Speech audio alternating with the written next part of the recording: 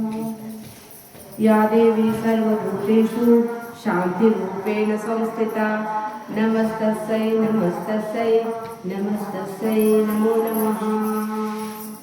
हरि ओम हरि ओम हरि ओम हरि ओम। ಧನ್ಯವಾದ। ಇವತ್ತಿನ ದಿನ ನಾವೆಲ್ಲರೂ ನವರಾತ್ರಿಯ 4ನೇ ದಿನ ಇವತ್ತು. ಇವತ್ತಿನ ದಿನದ ಮಹಿಮೆ ಅಂತ ಹೇಳಿದರೆ ಕುಷ್ಮಾಂಡ ದೇವಿ. ಮೊದಲನೇ ದೇವಿ ಶೈಲಪುತ್ರಿ, 2ನೇ ದಿನ ಬ್ರಹ್ಮಚಾರಿಣಿ, ನಿನ್ನೆ ಚಂದ್ರಘಂಟ, ಇವತ್ತಿನ ದಿನದ ದೇವಿ ಕುಷ್ಮಾಂಡ.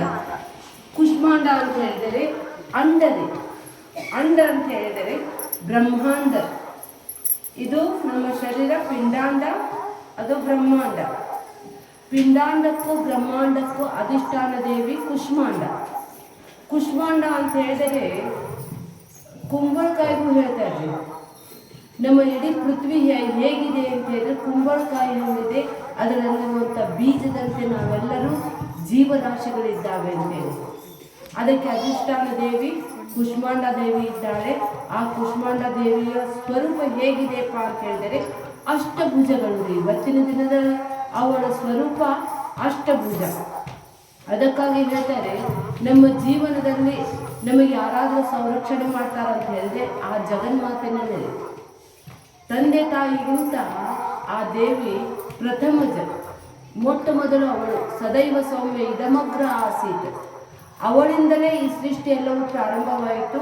ಆ ದೇವಿ ಜಗನ್ಮಾತೆ ಎಲ್ಲರನ್ನ ಹೇಗೆ ಸಲ್ಲುತ್ತಾಳೆ ಅಂತ ಹೇಳಿದರೆ ತನ್ನ ಮಕ್ಕಳಂತೆ ನಮಗೆಲ್ಲ ಸಾಕಿ ಸಲಹುತ್ತಾಳೆ ಅಂತೇಳಿ.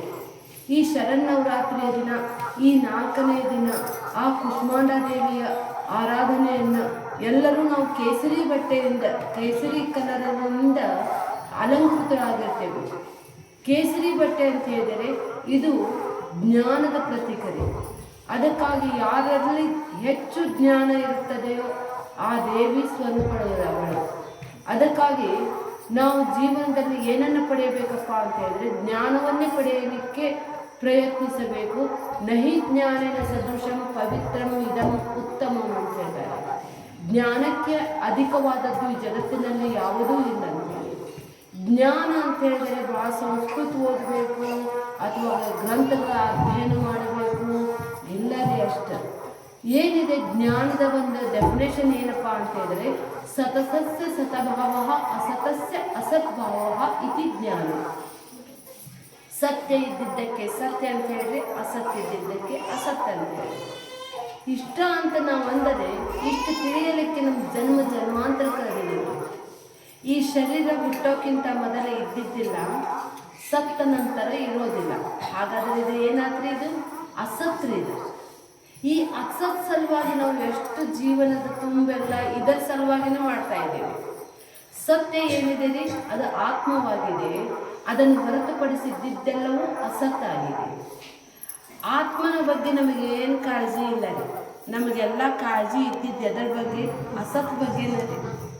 ಇದಕ್ಕೆ ಅಂತ ಬಟ್ಟೆ ಉಡಿಸಬೇಕು, ಇದಕ್ಕೆ ನಾವು ತಿನ್ನುವ ಆಹಾರ, ಈ ಒಂದು ಶರೀರ ಸಲುವಾಗಿ ಎಷ್ಟು ನಾವು ಆಹಾರ ತಿಂತೇವೋ ಈ ಶರೀರದ ಸಲುವಾಗಿಯೇ ನಮ್ಮ ಇಡೀ ಜೀವನ ಕಳೀತಾ ಇದ್ದೇವೆ.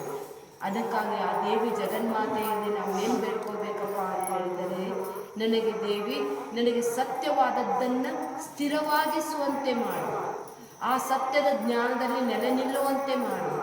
ಸತ್ಯ ತಿಳಿದ ನಂತರ ನಮಗೆ ದುಃಖನ ಅನ್ಸಂಗಿಲ್ಲ ರೀ. ಈ ಶರೀರ ಹೇಗಿದೆ ನಾಶೀವಂತವಾಗಿದೆ, ಈ ಶರೀರ ಹೇಗಿದೆ ಅಶಾಶ್ವತವಾಗಿದೆ.